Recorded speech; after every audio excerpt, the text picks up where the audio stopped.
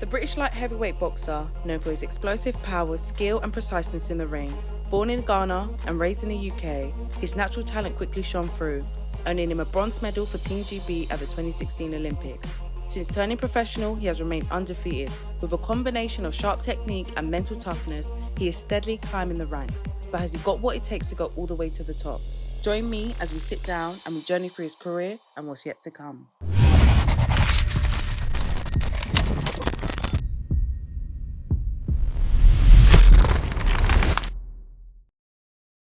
I'm really glad that we're able to actually have this interview. When I first started off, like doing these interviews, there was a couple of names that I actually wanted, and you was on that list, and I had to do it because we're both from Croydon. Sure. You grew up in Croydon, I grew up in Croydon, and I was like, I have to do it with a guy who's doing incredibly well and from the same area that I'm from. How was it growing up in Croydon?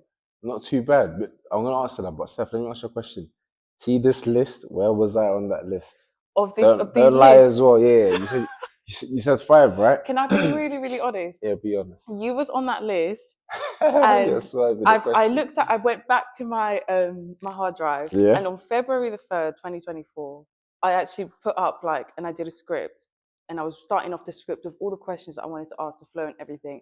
And then I stopped halfway, and I was like, this is never going to happen. How the heck am I going to meet this guy? I don't know him. He doesn't know me. That you was on that list. Okay. And so I set off you said everything but answered what position I was on the list. You're smart. You're smart. But No, you was on that list. Okay, no, and the main thing is happening now. Basically, I was number 5, but it doesn't matter. He was not number 5. I'll take 5. But growing up in Croydon was nice.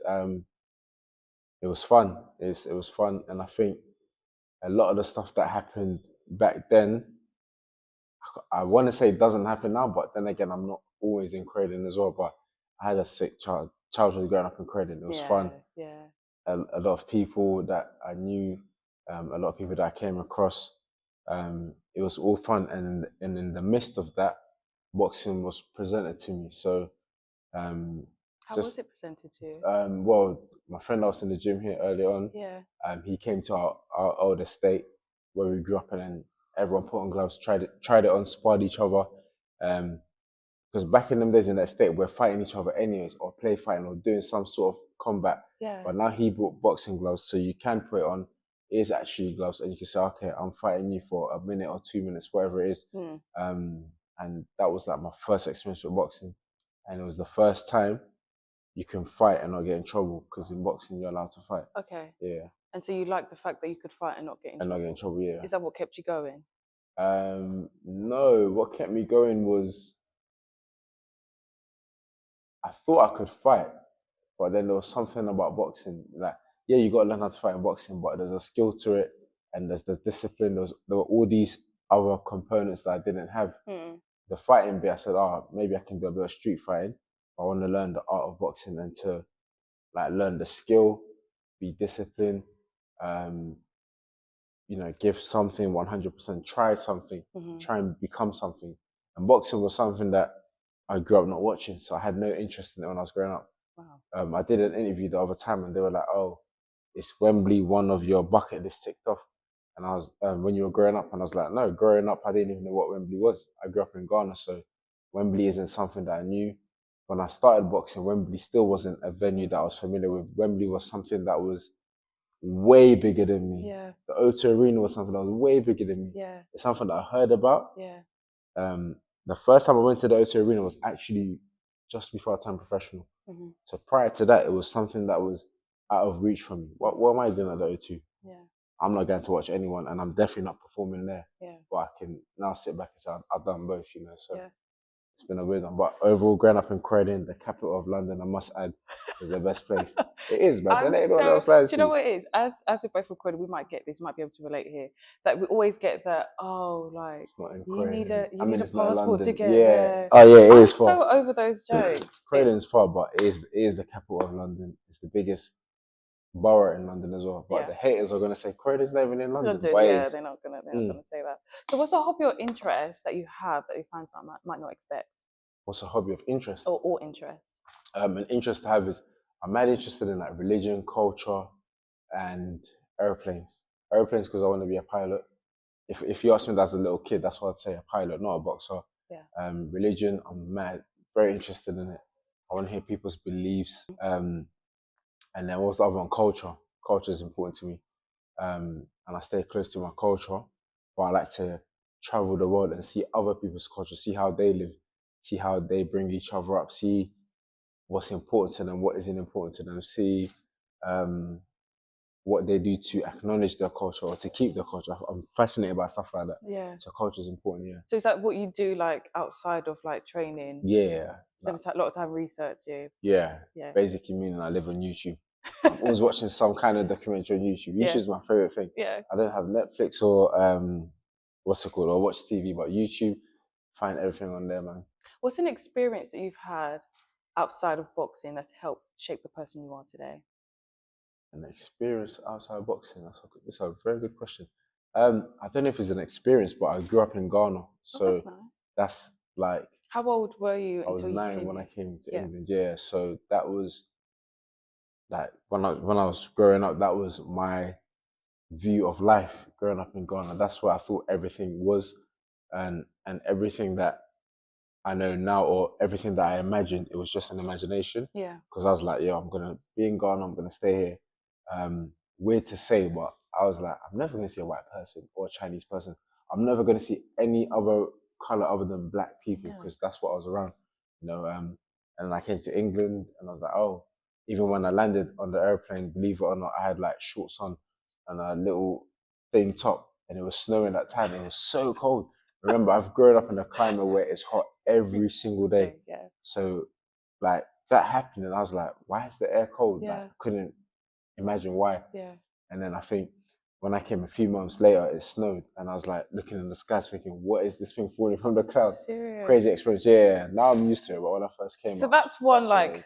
look, I don't want to say a culture shock, but that's like one shock, like coming here and seeing that. Definitely. But was there anything else, like when you came here, that you thought, oh my gosh, this is so new, this is so different? Funny one, in Ghana, we used to get caned in school. And when I came here, they said the most that's going to happen is a detention. So I was like, what, you're going to keep me an hour or two late after school because I'm naughty? I'm like, please keep me for 6, 10 hours if you want. That doesn't matter. So that was the weirdest thing I found out and I experienced. Because like I said, in Ghana, you get caned, you do all these mad gymnastics moves for hours and hours. Yeah. So that was quite different. But yeah, I think that's one that stood out to me. What's something that's part of your daily routine outside of training that helps contribute to your success inside the ring? I always pray. Um, During the day, I'll pray. Even as I'm driving, I'll say something, and they're not long prayers. They're not complicated. They're not in depth. They're literally a conversation like this. So I might say, God, I thank you today. I thank you for life. I thank you that I got clothes to wear. I thank you that I have options of clothes to wear. I thank you that I've got so many trainers. I love trainers. I've got about 200 pairs of trainers. Good.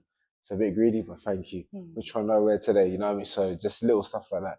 The prayer thing is the first thing that came to mind because it's a continual thing. It's a constant thing. So um, if it's something good, I'll be praying about it. If it's something bad, I'll be like, God, I don't know. I'm like, I'm mad nervous today, or I'm not happy about this. I don't like this. Like it's just a conversation. So like I said, it's nothing weird or a strange thing. It's just a conversation. Yeah. Was you raised as a I was Christian? brought up in a Christian family, yeah, Christian household.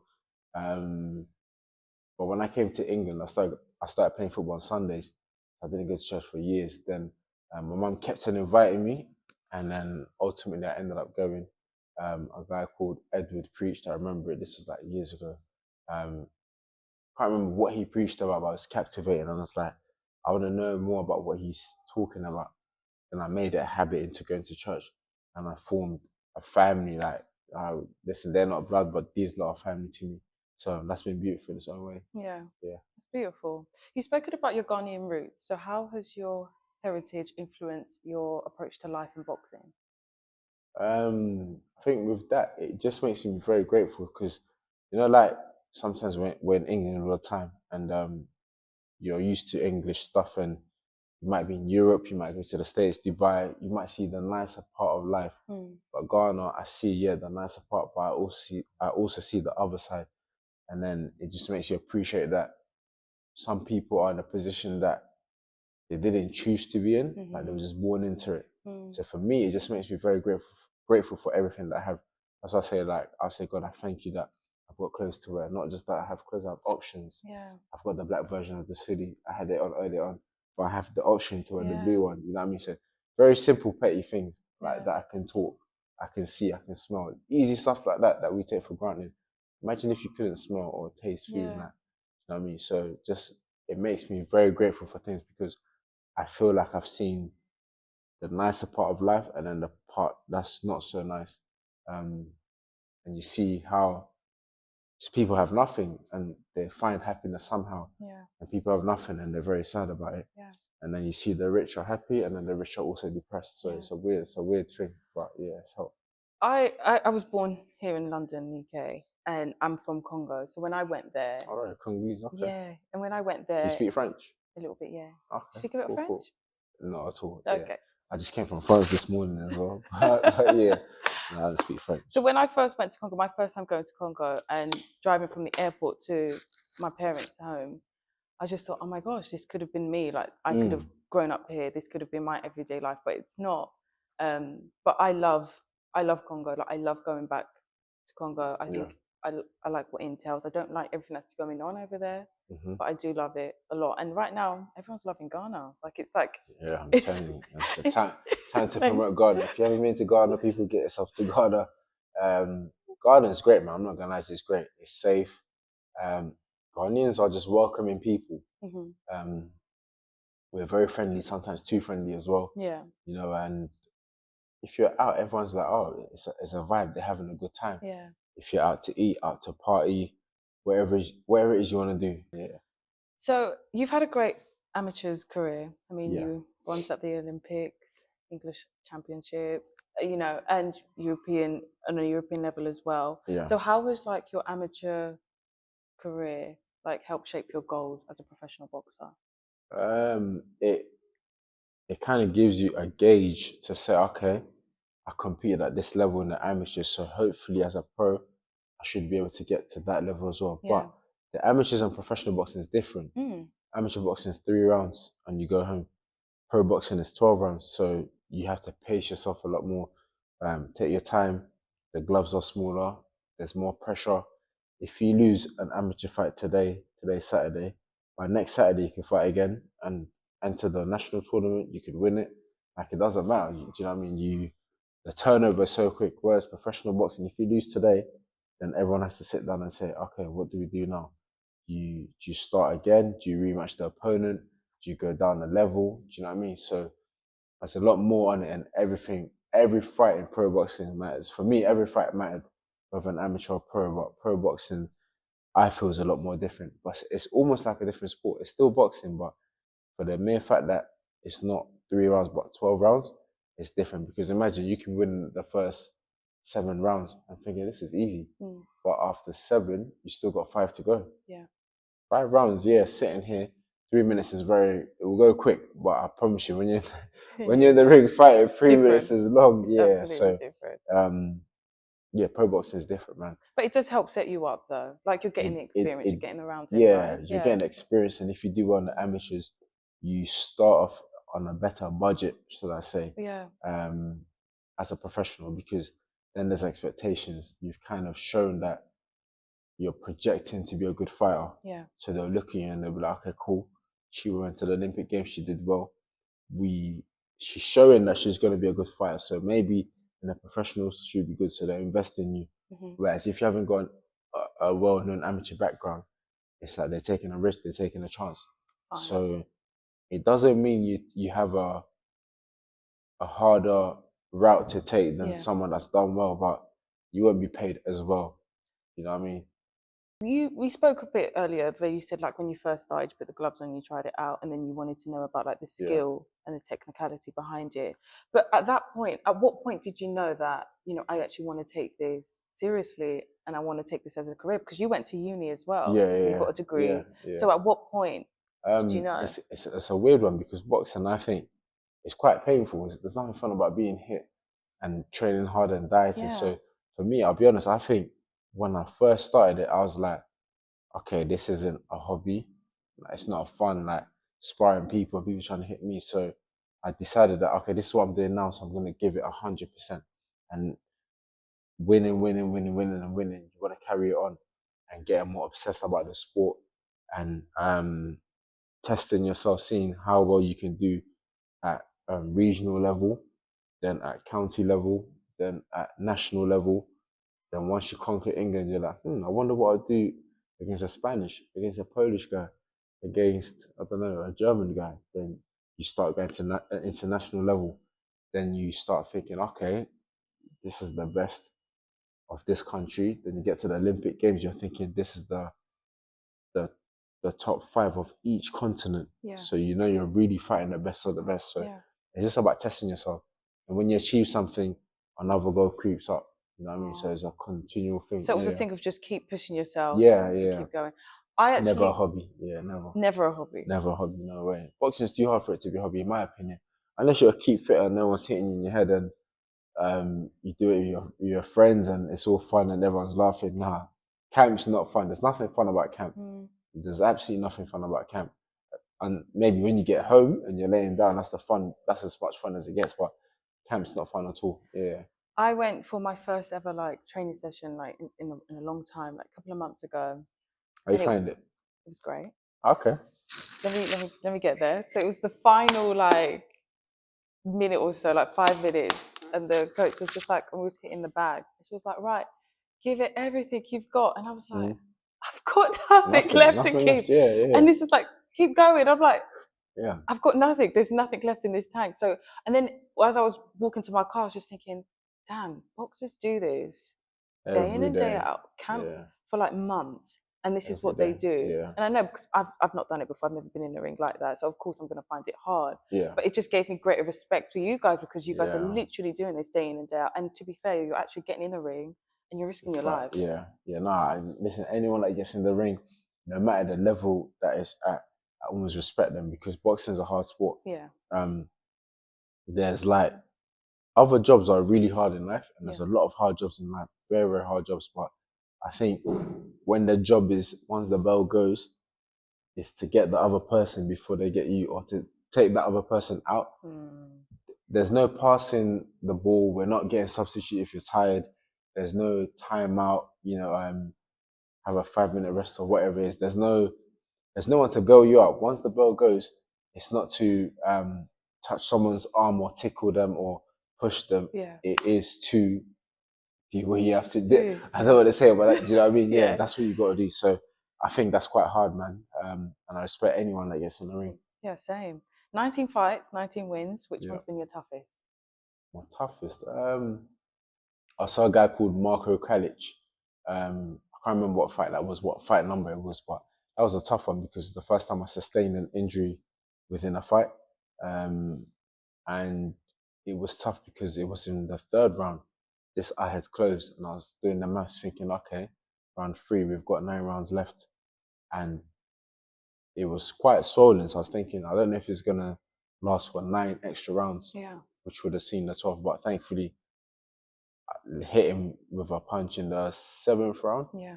And then we were told he broke his jaw. And so he I think his dad threw it in the towel or something like that. But great respect to that guy. I still talk to him. Cool guy, I like him. But it was a tough fight. Would you say it was tough because obviously the injury that you sustained? Did you think that you was able to even make it out, or was you just like, I'm just going to keep going? No, at that point when I got injured, I sat down on the stool and I said, my eyes closed and I can't see out this side. But at the end of it, I'm gonna win. I said there's 2 people in this ring, but I'm gonna come out on top.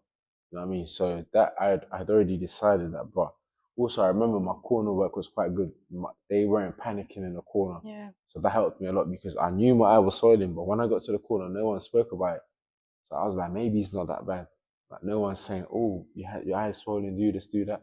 No one spoke about it. So in my head, I was like, maybe it's not that bad. But I said, okay, I'm tired. So's the other dude. I said, and there's 2 of us, but in that corner at the end of the 3rd round, I'd already decided that out of us 2, I was gonna come out on top.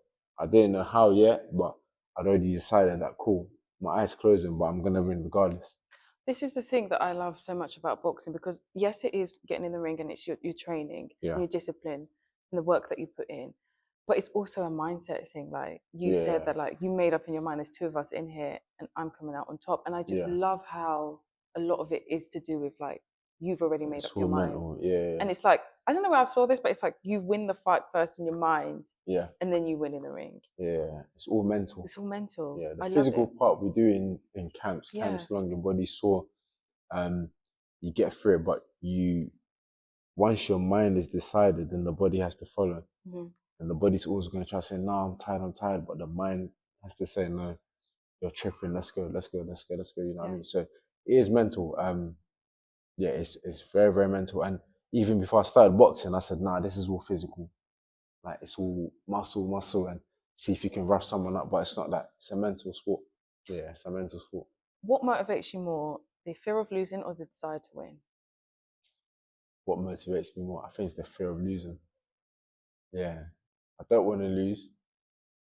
And now I'll say it's both, because then I'm also like, I have the desire to win first and foremost. But the fear of losing, I think, is what's making me out of my bed. Yeah. And then I go on my phone, I'm like, oh, this is the dude I'm fighting.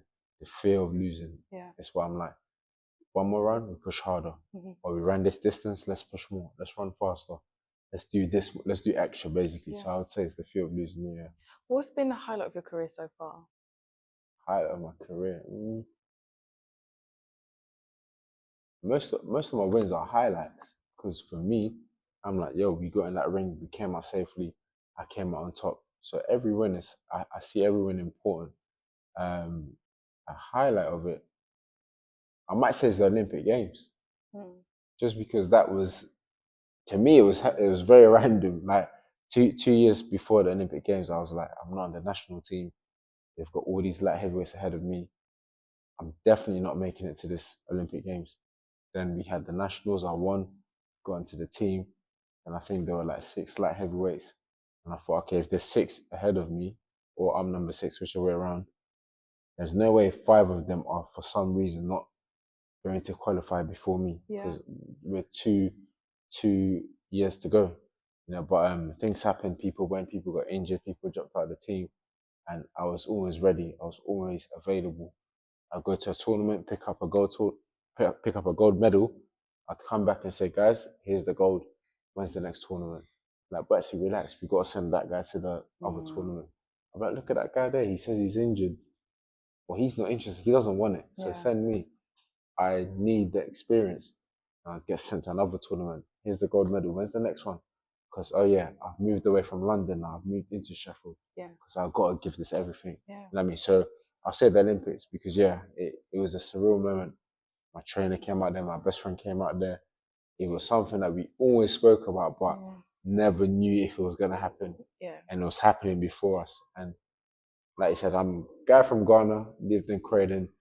I didn't think anything would happen, but yeah, I was hungry, man. It's really interesting that that's the highlight of your career, but that was like so early on, and here you are, like got 19 fights in your professional career, but that happened like way so much earlier on into your journey. Yeah.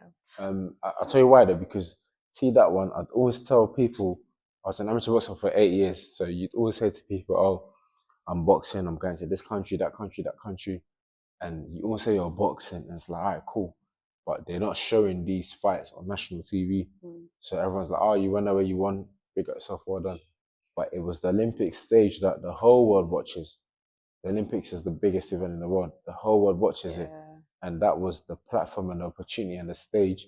And I'm just grateful to God that when that was presented, as well as I was doing off camera, I came on camera and I still did well. So yeah, that stands out. And that was to say to everyone, oh yeah, remember I've been boxing? Everyone saw it. Everyone was like, right, see, you won. And I'm like, better yet, here's the medal. Because I kept on telling you, like, I'm laughing a lot because I said this a lot in uni. I said to my teachers, please give me an extra week or 2 on the deadline. I'm not in the country. Extend this, do this excuse, that excuse because of boxing. So when I got the medal, I had to show it to them. I said, look, I told you that I was going to go to the Olympic Games. This was like years before the Olympic Games. But I went and I won the medal. Yeah. That's amazing. Well, congratulations. Thank you, thank you. How do you deal with fear or doubt before a fight? I mean, we're human. Yeah, You guys, boxers are people. They still have feelings. They still have emotions. definitely. So how do you deal with that? There's a few things that helps. The first thing is you have to work hard. You're training and you're working hard. That decreases the doubt. If you know you're working hard, you're putting in all the effort. You're killing yourself. Like you're literally dying. You're doing what you have to do. So on fight night, you just said, you know what? I didn't cheat. I didn't. I didn't leave any stones unturned. But for me, the most important thing is, and I always say, what I read in the Bible. That's how I eliminate doubt. Because you're right, doubt will come in. Um, all these things come in. Then I say to myself, I've been training well. I've given it 100%. Then I start reading what's in the Bible, or my boys start sending it to me. My mum starts sending it to me. My dad, my family, my friends. There's so many people and so much things coming to my phone that doubt is literally removed. Like literally, it hasn't got any legs to stand on. Like a lot of things that I sent to my friend, and I'm reading it, and yeah, but like I'm not gonna lie, like it's a weird thing that happens because like now I'm just sat down casually talking, but that close to the fight, what I'm reading and that I feel different, like literally. And even before I fight, I might feel some type of way, but as it's getting closer and closer, and my hands are wrapped, there's always a feeling that I get between my hands being wrapped and the first bell that I know, oh, okay, cool. What I've been waiting for, the feeling I've been waiting to have is come now, so I'm good. Let's fight. Yeah. Yeah. So it's not like the nerves. I've always wondered. I was like, do they ever get nervous, like coming out? Yeah, you get nervous because you don't want to lose. You want to perform. I want to impress my coach. That's like the biggest thing. Because when I fight, I want him to say, Buatsi, figure out yourself. You did what we worked on in camp. Not to say, what were you doing? Like, I didn't teach you that. Do you know what I mean? So, yeah, to impress the coach, to win. The nerves are there, but it's because of these things. Not because you're like, oh, I'm scared of the other guy. And of course, we fight in front of people. Like, it's something that we just accepted. That's what the sport does. There's people who want to see it, and the pressure that's there. I've had that from the amateurs, so that's just part of it, really. What's your approach mid-fight when your opponent surprises you with something that you didn't expect? Typically, you prepare for everything. So, what are they gonna do that I didn't expect? I think it's more about not letting them get to that position where they can do that. It's about having things on my terms, fighting on my terms, my way, how I want it to be. And the more it's that, then the less that they can surprise me or do something. So, and if it does happen, you just have to notice it and say, all right, cool, it's not going to happen again. It happened that time, but I can't let it happen again. Yeah. I need to shift the terms again, where it's on my terms, how I want it to be, the pace, everything. Yeah. So yeah, it's that's what boxing is, for having things on your terms, I believe. Yeah. You've mentioned two names, Callum Smith, Anthony Yard. What fight can we expect? I mentioned, or you mentioned? You've mentioned. I watched an interview. Okay. Whilst I was prepping, you yeah, mentioned two names whilst she was in Saudi. Oh yeah. And you mentioned those two names. Yeah. Which fight could we expect first?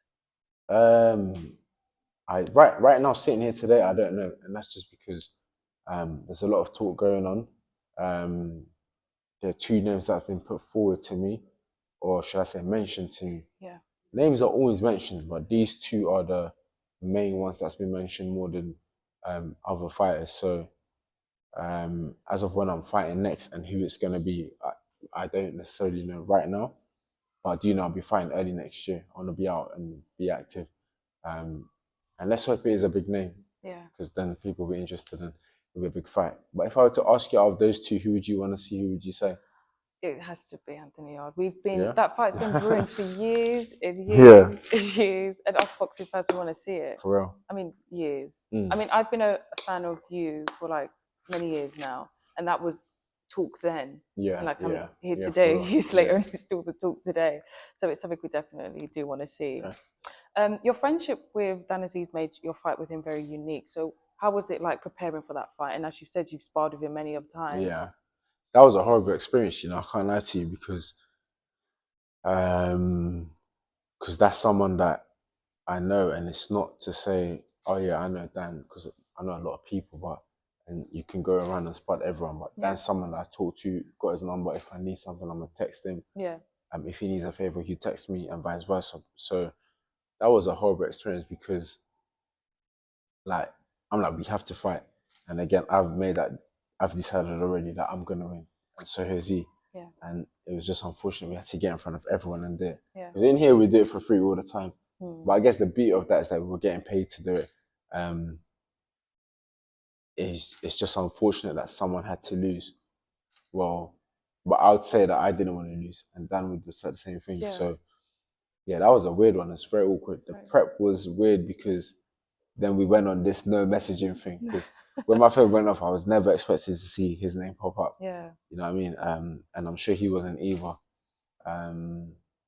That was a interesting build up as well because I did a camp in Portsmouth and the fight got cancelled, but that was probably the hardest camp I'd ever done. Yeah. But we took a lot from it. We learned a lot from that camp, even though a fight didn't materialize. We learned a lot from that camp, and then we've done a lot of changes in camp now. But yeah, that was interesting, and I can't elaborate on it because, of course, I came out on top. I won, but it was someone that I do care about in boxing as well. Like I wish good things for him as well. Do you know what I mean? It just happens to be that we had to fight each other. Yeah. I mean, it was a great fight. I wasn't there. I mean, I originally bought tickets and I couldn't make the scheduled date, but it was definitely that's terrible. We should have been there, man. Yeah. Well, I was there at your last fight. Thank you. So, how was that? Oh, that was the best experience. Yeah, Wembley. It was first time being at Wembley. Wow. Well, this is my next question for you. So you went from OVO Wembley to Wembley Stadium. So how was that? Yeah, that was good. I did an interview and I said, unless your main event, it's just like, okay. You're still there. Yeah, true. The number of people that you're fighting in front of is bigger. No, it's more. In that sense, it's true. Yeah, it's different. It's different than the O2 Arena. No, it definitely is. And I think there's more eyeballs on it. So in that sense, it's good. But honestly, unless your main event, the other fights, you're like, all right, cool. I was excited for you. No, thank you. See, then we need more people like you. Then I was actually on that night. I went to go get like a drink, and then as I was coming out, I heard like your ring walk, and I was like, no, I'm missing it, and I literally just ran straight back in just so that I could capture it. It was a great fight. Well, no, it was a good transition because you're right. Early on in the year, I did the arena, which is obviously smaller, and then progressed onto the stadium. Yeah. Yeah. So I think your build up to the Hutchinson fight was very different. Yeah. And I say that because this was my first time seeing you with your hands around your opponent's neck. Yeah. And then you got booed at the weigh-in, but that didn't seem to faze you. So I asked for more. Yeah. So do you know what? That was quite nice, to be fair, because usually people are like, "Wait, Buatsi, the cheering," but the booing, I was like, I like this. I like this because for me, I was like, tomorrow night, I'm gonna shut all of you up. I can't physically go around and shut everyone else up, but I get your man in the ring and I can do that to him, and I will shut you up. So that I liked, and grabbing him again. You being from Credit, that's not a big issue. If someone's disrespecting you or you feel some type of way about something, it's not a big issue, is it? What made it is because we haven't seen you like that. You're usually very calm, very composed. Yeah. Don't really have much to say. No, just chill. But also, I think I always say this point. The cameras and all that came on me in boxing when I was a lot more polished. They weren't there at the beginning when I probably didn't fight or when I just started. So they only saw like a finishing product. They only saw, let's even say, a product, because prior to then, I don't even know what I was doing. Yeah. Do you know what I mean? So they're only used to seeing that side of me. And I think if someone's being a way that you don't like and you grab them, I don't think that's a big thing. But of course, like you said, people hadn't seen that before, so they're like, "Oh, what's going on?" My sister's best friend texted me. She texted my sister, said, "Oh, is Joshua okay? I'm praying for him." I was like, "Tell your friend to relax. It's not that deep." Do you know what I mean? But yeah, it wasn't a big thing, I don't think. And that particular scorecard from the judge, 113, 112 in Hutchinson's favour. Your face said it all. Yeah. I've seen people get robbed, and I was thinking, it's tonight the night where I'm on the receiving end of that. But I'm glad the other two were watching it a lot better. Yeah. What fight in your career has taught you the most, and why? What fight? It's Spider's fight was interesting. That was beautiful. Yeah, the fight with Bernard next was also interesting. I think that's my favorite fight of yours. Spider. Yes. Yeah, that was interesting. It looked like both of you was trying to take each other's heads off, and hats off to him because Yeah, I think you hurt him quite early on in the fight. yeah, But he kept going. yeah. He kept going, and credit to him, he came back as well. I dished out, he gave it back.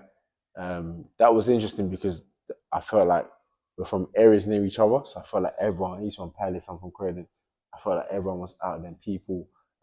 Spider, I know a lot of people that he knows and vice versa. So Yeah. when I was walking around the ring, I was thinking, oh, I see you, but who you coming to support? Yeah. Do you know what I mean? It was that type of vibe, but it was a great night. Do you know what I loved in that fight as well? Like What? your mouth shield came out, I think in the 10th round, Oh, and you yeah, were yeah. still going. Like your Yeah. jaw could have got knocked out. Nah, You were still going. I think for about a solid Yeah. minute, you were still fighting. yeah, when you're locked in like that and you've got momentum. I think I was just punching. It came out, and I was like, I'm still punching. So he defended, so I wasn't expecting to hit me back. But yeah, maybe the Spider fight. My last fight, I learned a lot as well, in the sense that it's 12 rounds. This guy was probably gonna start good, probably gonna nick a few rounds with the style he had. But I was like, that's cool. It's 12 rounds, bro. Like the investment to the body I started in earlier on.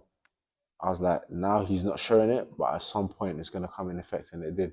So that fight was a good learning one. But the Kalic one again, where my eye closed, was the first fight that I realized how dangerous boxing is. And I was like, oh, this is dangerous. Usually I'm dishing it out, so I'm like, this is fun.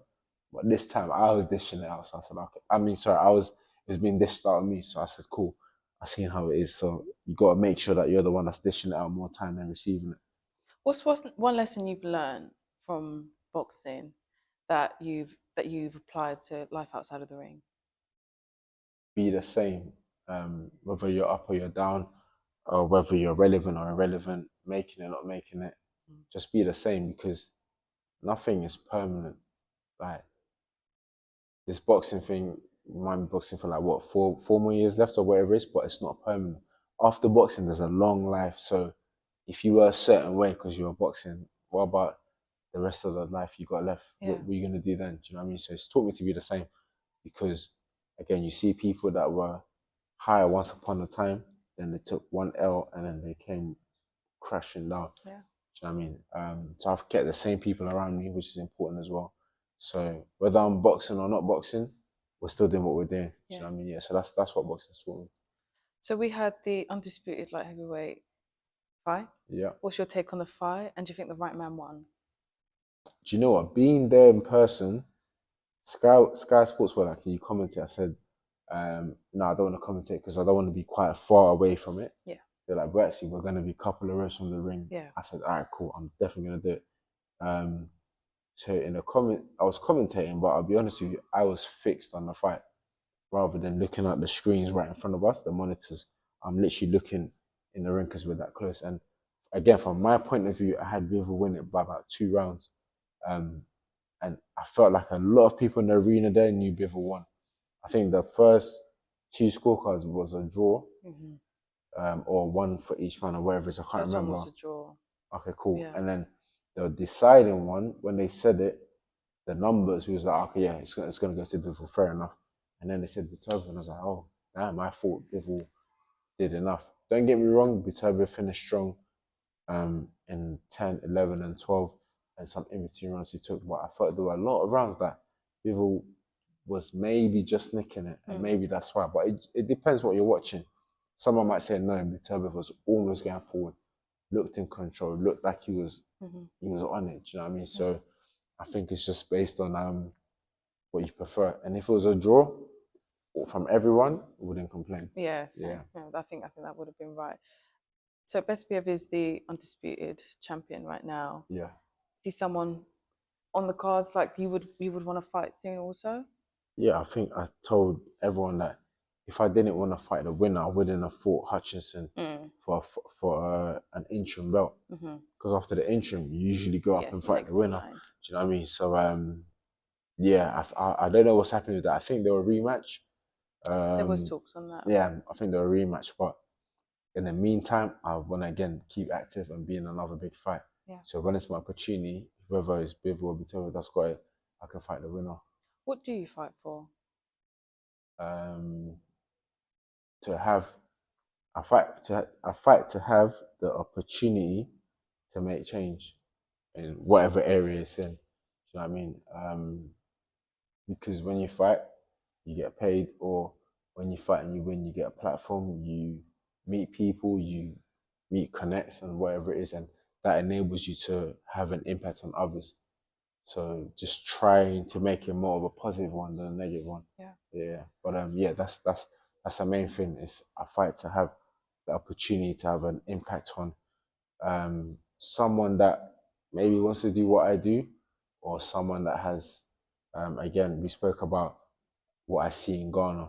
Those that were born into a good situation and a bad situation. So I fight because I can impact those that are not necessarily in a fortunate position. So that's very close to me, and that drives me as well, because I think you have to win. You get paid. You can do this. You can help that and sort that out. So that's quite important. Is that something that you do also, like outside of the ring? Like, Yeah, you help yeah. give? So there's a lot of stuff that I do outside, um, and I think it's more to be done rather than to say I do this, I do that. It's more to just keep doing it. Yeah. Do you know what I mean? And I thank the people that help me and support me, or bring things to my attention, or say or suggest things to me, and I'm like, oh yeah, let's do that. Yeah. Do you know what I mean? That I appreciate. Yeah. What's a big misconception that people have about boxers that you might want to clear up? Not every boxer is dumb. Usually people think boxers are dumb. I'm from Ghana, and when I said I wanted to box, it was frowned upon, because they're like, oh, that's the sport that the dumb kids do. And I'm like, no, we're not dumb. We just like fighting, but we're as normal as people are. Um, it's something weird though, because it's like, why the hell would you get in the ring and fight each other? Do you know what I mean? But we're as normal as people are, and outside the ring, when we're not fighting, if you know any boxers or anyone knows any boxers, we're normal people. It's just that our jobs, our 9 to 5 is fighting and training, and that's the only thing. But we're very normal people. Yeah. We're not serious all the time. We're only serious when it comes to boxing. Like, see, for me, like, I get in a lot of trouble because I tend to not be serious and very nonchalant about a lot of things. I find that hard to believe. I'm telling you, see what I'm saying? Everyone thinks, nah, boy, he's on it, he's serious, he does that. I'm like, bro, I'm only like that when it's boxing. And that's the only time people see me on the screen. So they have that perception about me. And I'm like, yeah, I'm serious when it's boxing because it's life and death. But anything else, yeah, I'm not stressed about a lot of things. But yeah, when it comes to boxing, people see that, and then they have that perception about me and probably about other fighters. But yeah, I'm with my family and my friends and that. I'm just a chill guy. Yeah. What would you consider a success at the end of your boxing career, like beyond the championships and the titles? It's always been beyond the championships and titles, because I think success is the impact you had on others, the positive impact you had on others. So I don't think, yeah, I think you want to win the belts and stuff like that, but yeah, I think it's more the impact you had on others. And success always changes. Like, at one point, winning the medal was what I said, oh, this is successful. Then I turned pro and I'm like, oh yeah, no, you got to win the British title. Oh yeah, you got to win a world title. I'm sure when you achieve certain things, success always changes. That's why I don't think it's a maybe a tangible thing. I think it's intangible. What impact did you have on someone in a positive way? Do you know what I mean? And there's a lot of times I have negative impacts on people, but I'm always trying to change that. Where an experience with me, an interaction someone had with me, you want to make sure it's positive. But yeah, I think that's what success is, to say that it was a positive impact. In 10 years, how would you like people to remember Joshua Buatsi? I can't answer that, because I think every experience with everyone is different. Do you know what I mean? So you might say, "Oh yeah, I met him on the bus and da da da." But how would you want people to? How would you like people to remember you in 10 years? Something positive. I don't really care for that. Yeah, I'm not like, oh, remember me because I did this, that. I don't really care for that. Okay. As a boxer, yeah, you want to say, do you know what? This guy had a good, let's say, left hook, for example. Go watch him on YouTube. Had a good left hook. So yeah, so as boxers, you want to be. There's got to be something that you want to be good at, that someone can use you as a reference, and outside the ring, yeah, you can't kind of count on what people think or what they say. Yeah. Just hope it's positive, really. To end this interview, I'm going to ask you, who would you like your next fight with? Who would you like to spar with? And who would you like a rematch with? A rematch